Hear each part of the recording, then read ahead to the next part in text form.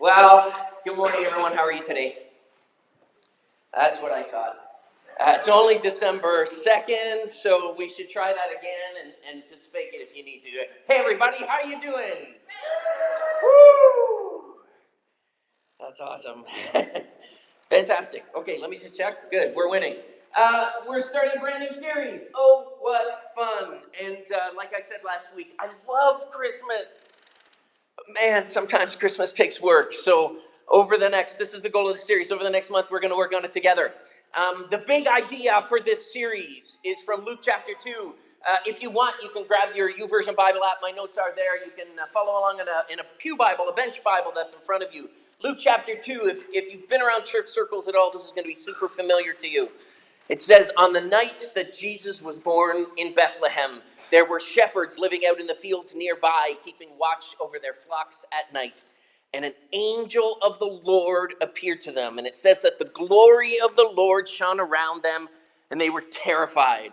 But the angel said to them, do not be afraid. I bring you good news that will cause great joy for all the people. Today in the town of David, a Savior has been born to you.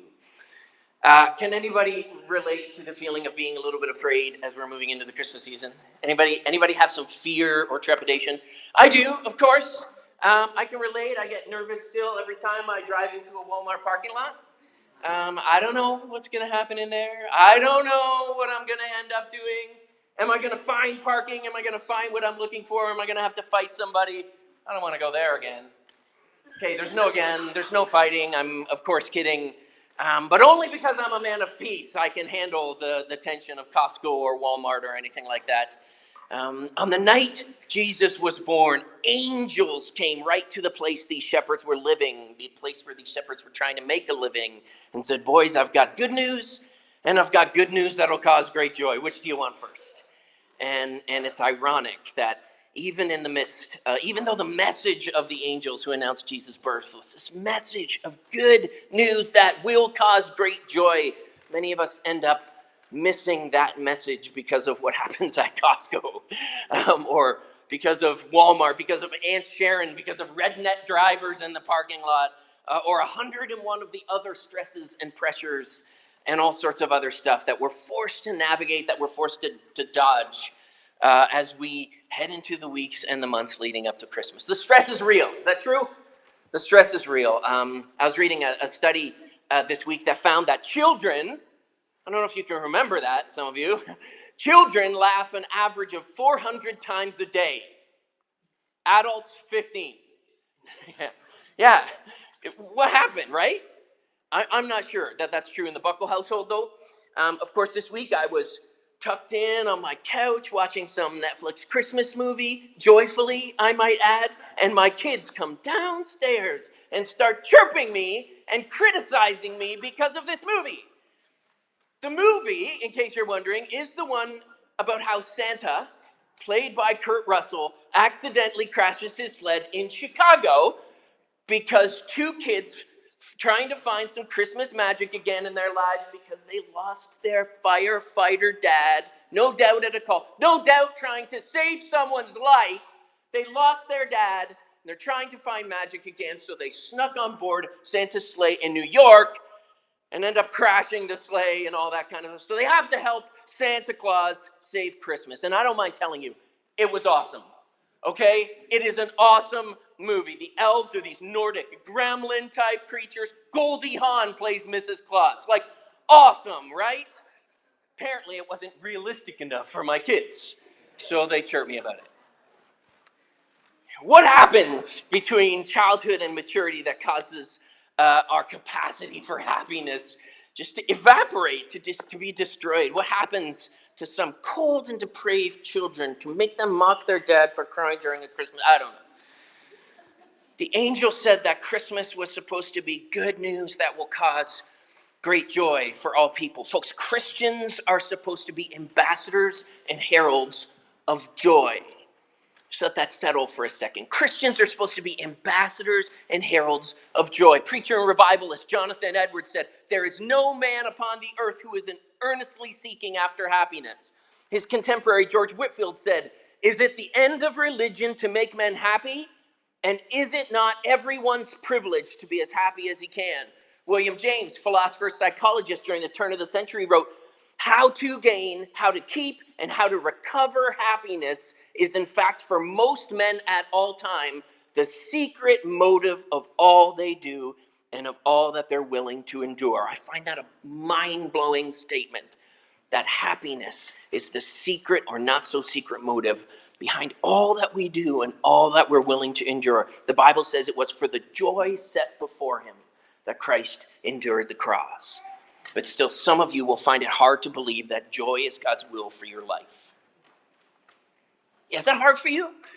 Is it hard for you to actually think, no, it's actually like God's for me. Joy is actually his will for my life.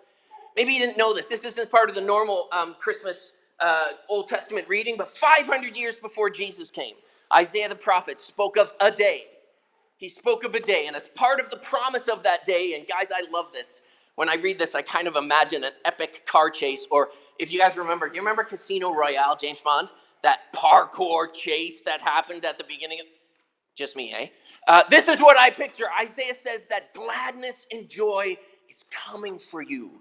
It's like this epic chase. It's hunting you down. And it says, hear me, on that day, gladness and joy will overtake you, and sorrow and sighing will flee away. Have you heard that before? Why are you still running? Why are you still running is the question. Because the day that Isaiah was talking about was Christmas. Yeah, it was Christmas, the day that God says to those with fearful hearts, be strong and do not fear, your God will come. That's the secret. Your God will come. The Christmas day is the celebration of that. That reading came up again in my devotional reading this morning. Gladness and joy will overtake you, and sorrow and sighing will flee away. That's why Christmas is good news of great joy. It's the day the manifold love of God put on flesh and came down. If this is new to you, like church and faith and all of that kind of stuff, I just want you to know this is actually the centerpiece of the Christian faith. That God so loved the world that he came. He so loved the world that he came. We call this the incarnation. Jesus is God in the flesh, God incarnate. So we say if you want to know what God is like, look at Jesus, because Jesus is God in the flesh. Come close. Jesus is love personified. He's gladness in the flesh. He's joy come to life. This is so important, folks, because what many people believe about Jesus is what they see of Jesus in his followers. So you and I learning to live incarnationally is one of the most important things you can do as a follower of Christ. So how am I going to piece this together? Have you guys ever thrown a party for somebody that you love? You ever thrown a party for someone you love? This summer, Matt and the girls invited us, Luana and I, to an ABBA party to celebrate the 29th birthday of, she's not 29, the 29th birthday of Matt's wife and their mom, Kaisa. Why would they do that? Why would they throw an ABBA party? Well, Kaisa is from Sweden. That was my Swedish voice. Kaisa's from Sweden. And if you didn't know that, if you're from Sweden, this is just common sense. You're an ABBA-loving, dancing queen, and you can't change your mind. You're the first in line. And so this party was amazing, if you can imagine this. If you are going to throw a birthday party for God, what would it look like? If you're going to throw a birthday party for God, what would it look like? Who would you hire for the band? You know you can't hire a DJ for a birthday party for God, right? No, a DJ won't suffice. It has to be a band. Some of you are thinking, Daryl, you're being frivolous now. If you're taking notes, I want you to write this down. When you fill Christmas with fun, you're giving flesh to faith. Yeah, when you fill Christmas with just fun, you're actually giving flesh to faith. Your life becomes a tribute to our King, and you give people a taste of his kingdom here on earth. If you missed the message, Christmas is supposed to be fun. We're kind of throwing a birthday party for Jesus. That's the last time I'm going to put that in your mind there, because some of you think that's crazy. But there's nothing more God-honoring that you can do than filling Christmas with fun and laughter and joy and giving. Why? Because that's what Jesus looked like. That's what Jesus looked like. That's absolutely the best way to point people to Jesus. Lighten up is what I hope I didn't need to say that. Lighten up a little bit. Have some more fun. This is what we're doing. So we're going to bring fun back. I know some of you are thinking, and this is, I want to say this clearly. What I don't want you to hear me saying this morning is, oh no, Daryl said Christmas is supposed to be fun, but I'm not having fun. I can't even do Christmas right. I'm a failure. I'm probably a sinner. I've fallen from grace. This isn't a guilt trip. When I say Christmas is supposed to be fun, it's not a guilt trip. It's just an invitation. It's an invitation. This Christmas, I believe God is coming for you. Honestly, when I read this verse this week, I thought, man, this is for us. Gladness and joy are going to overtake you. It's about time, some of you are thinking. It's about time. Gladness and joy are going to overtake you. And as long as you'll quit running from it, you'll get to experience more gladness and more joy this season. But I want to acknowledge that sometimes God's will takes work, right? Sometimes his will takes work, and this morning we're going to work on it together, like I've said. I understand how hard Christmas is for some of you. Because while Christmas is good news of great joy for a lot of us, it's also a season that magnifies what's missing or who's missing for those of us who've experienced loss or lack this year. So I'm going to say it again. Sometimes God's will takes work, but we're going to do that part together, okay? If you're taking notes, follow along with some slides here. In order to bring the fun back to Christmas, I got some suggestions. In order to do that, first you got to identify the fun suckers in your life. Do you guys like that word? Fun suckers? Go ahead and say that out loud. Fun sucker. I know, you're thinking, Daryl, that's not very spiritual. There is a more spiritual word for it. You guys know this summer I read St. Ignatius of Loyola. St. Ignatius calls them desolations. It's much more spiritual than fun sucker, but nowhere near as fun to say. Desolations, what are those things in your life? These are the things that kill joy and drain us of energy. Does anybody have some desolations in their life that kill joy and drain us of energy? Sure you do. I do too. Clowns. Kill joy and drain us of it. No, I don't know what it is for you. Things that steal our perspective. Things that steal our perspective and crowd out our ability to see the big picture. This one actually rattled me a bit. These are the things that rob us of our distant vision. Have you ever noticed that normally you've got hope and you can see for miles that hope? You can see your 1 year plan, your 2 year, 5 year plan. It's like nothing but hope. Blue skies, nothing but, right? But when you're in the season of desolation, when this stuff gets in your life, you're like, I can barely see past tomorrow.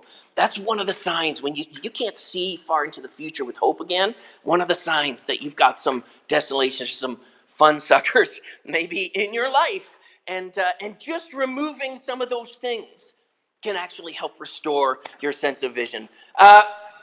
Additionally, things that blind us to the goodness of God or cover up our landmarks. Do you guys have some landmarks? Places in your life when God's like, I was there. I did that. Yeah, you remember that? I did that. Do you have those? Do you ever notice that sometimes we forget about the things that God has done?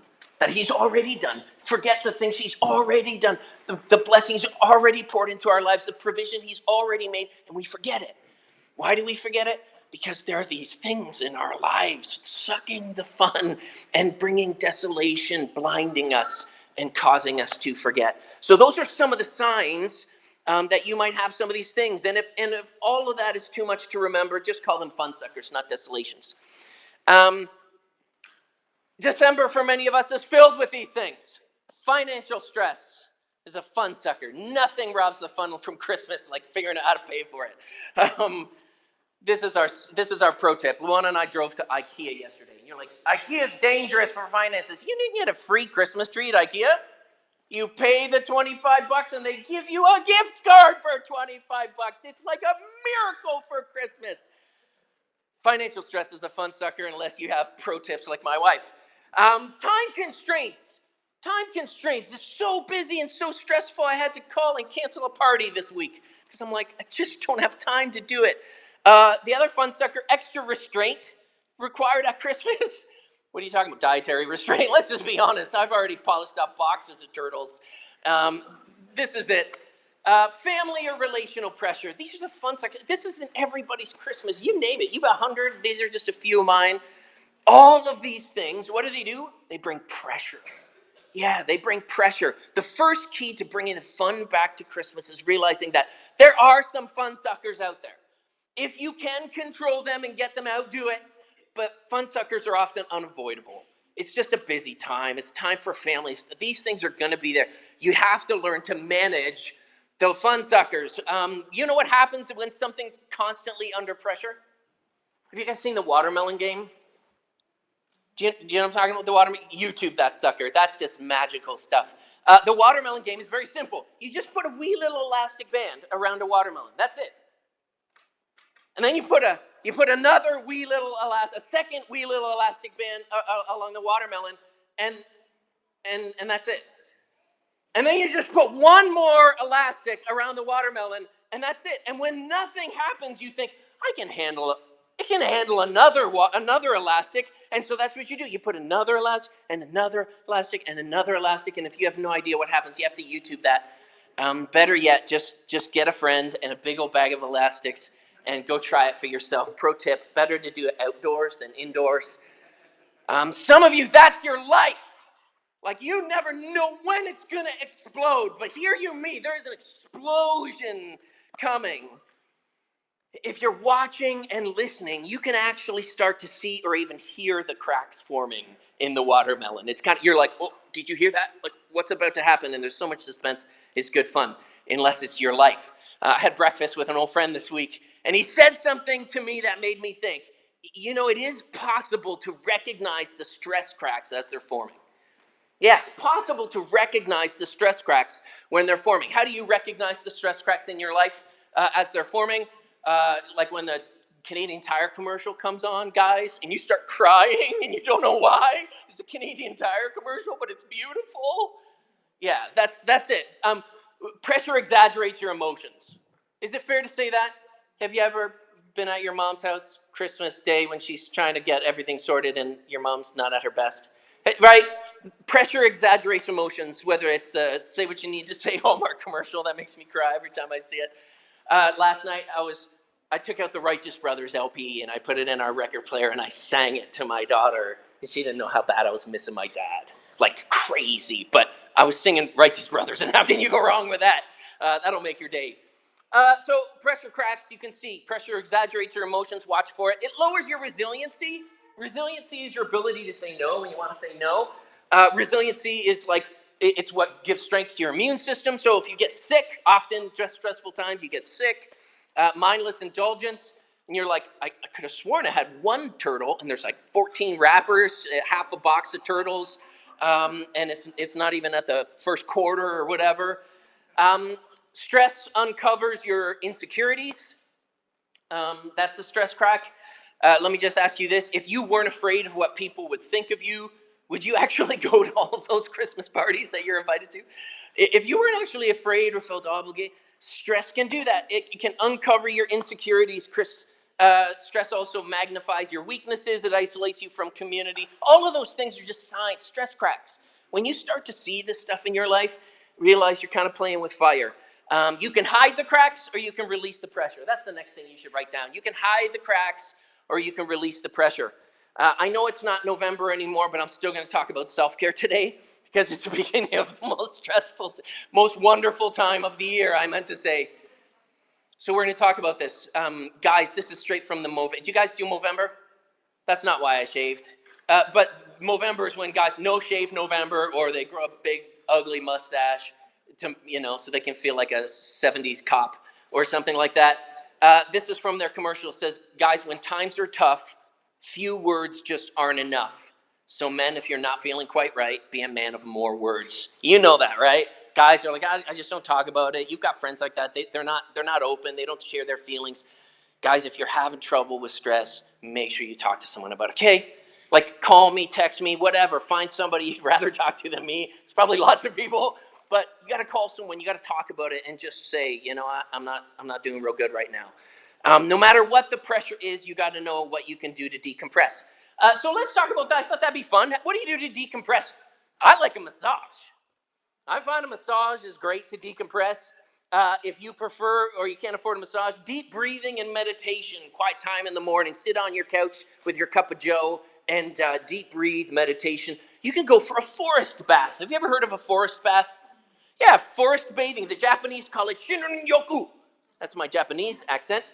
Shinrin Yoku, it's a thing. You just have to go to the woods, and it actually lowers your heart rate, your blood pressure. There's science behind forest bathing. Go outside, bundle up and go for a walk along the Erin ridge and down through the forest and stuff like that. You could do that. You could try the other kind of bath if you don't like forest bathing. Just take a hot bath or a float. Has anybody ever had a float? Do you know what a float is? Look that sucker up. That's my gift to you this Christmas, a float. Float tanks, you have to Google float tanks and you'll find it. What else could you do? For all my Finn friends, they prefer saunas. I know you'll like this one. All of you mistletoe-loving sorts. Yes, absolutely. There's research that's been done. Cortisol levels, which is the stress hormone, were lower in kissers than hand holders. Yeah, ladies, write this down. For snogging to have any real effect, it has to be at least 15 minutes worth, okay? So no short-circuiting that one.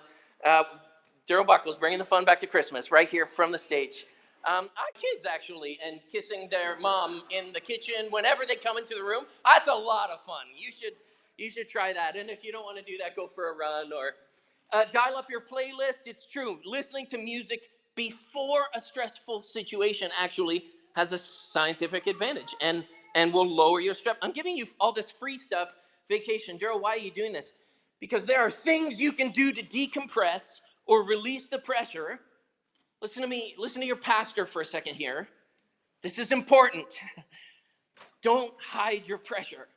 Don't put a Band-Aid over your pressure. Do what you need to do to stay well this Christmas season, right? Can I just be me and say that, guys, gals? Do what you need to do because it's important. If you don't release the pressure, you're going to miss the message. Remember, the message is that Christmas is good news of great joy. You're going to get through the Christmas season and you're like, man, I can't wait till next year to do that nonsense again. You're going to be so beat down. Folks, what's the message? God is for you and he loves you so much that he came. Yeah, he's for you and he loves you so much that he came. So release the pressure and finally reinforce the message. Reinforce the message. Good news of great joy. Good news of great joy. The shepherd's reaction was, we got to go see this. We got to go to Bethlehem to see this thing which the Lord has told us about. So how can you opt in, lean in, get in on instead of running away from or getting sucked into the mire of all of the other things? Here's a few quick suggestions for how you can have a better, more meaningful Christmas. First, celebrate the story. This is a Christian holiday, and you can do it with your family like we did. You can light an Advent wreath. You need 5 candles. One you get to light on Christmas Eve, the rest each Sunday, and read parts of the story. There's all sorts of stuff online that can guide you. It just reminds us of the story of Jesus coming. So celebrate the story. Second, celebrate your own story. What are the landmarks of faith this year? Christmas is a perfect time to think back and say, man, do you remember all those days? That's it, kids. Man, so glad those days are done. But God, so glad you were there for that. Man, do you guys remember when we found out we were going to be homeless and we had to find a place to have church? Do you guys remember how stressful that was? Do you remember how good God was through all of that? Just take a minute and mark out again the landmarks of what God did in your season. Christmas is a perfect time to celebrate when God came. That's the point. When God came, when God, the divine, intersected with your real life where you were just trying to make a living. You were just out in the fields, keeping watch over your flocks, doing what it is that you do, and God showed up and transformed your story. Spend time thinking about that and celebrating that. Next thing I said is say more of what needs to be said. Yeah, this really is a theme. Maybe some of you had that experience this year where you're like, man, I wish I had have made that phone call and you didn't get a chance to. Or maybe I wish I had said this thing and I didn't get a chance to. Christmas is a great time to say what needs to be said. Be practical about that. Just think 5 people. You got 5 Sundays left this year. Think of 5 people. Make Sunday afternoon the time you call that old friend. And just check in. How you doing? What's going on? Catch me up. Have those conversations. Rebuild some of those great relationships. Cheers. Is that good? Play more than you did last year. Casey and I were driving back from the dump and we're talking about, like, do you remember when you were a kid and there was nothing?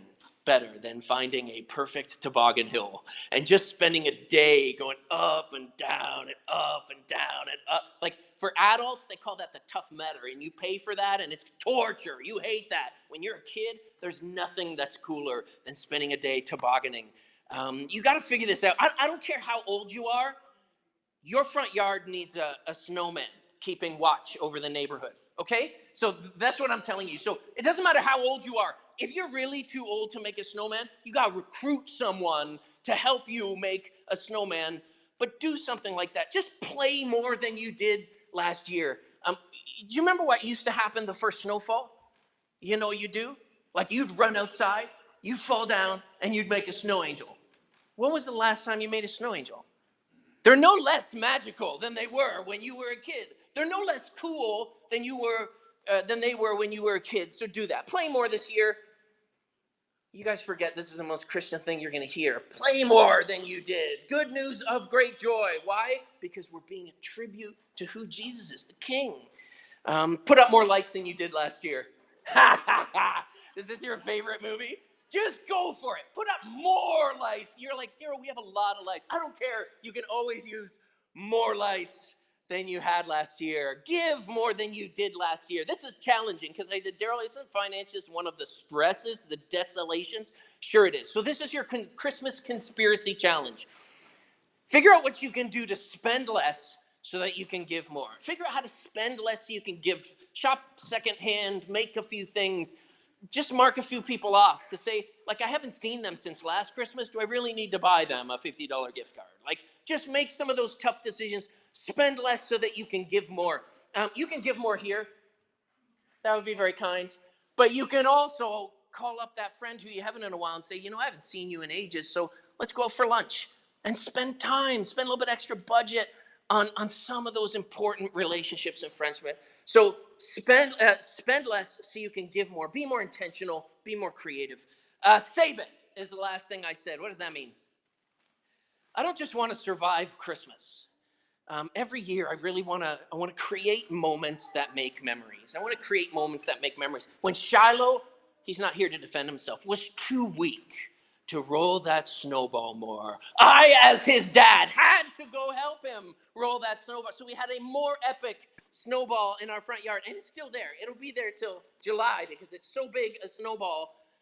It doesn't matter. Create moments that make memories that'll last a lifetime, but not just the ones that last a lifetime, also ones that magnify the message. Good news that God came in human flesh to demonstrate his love, to bring joy to our lives.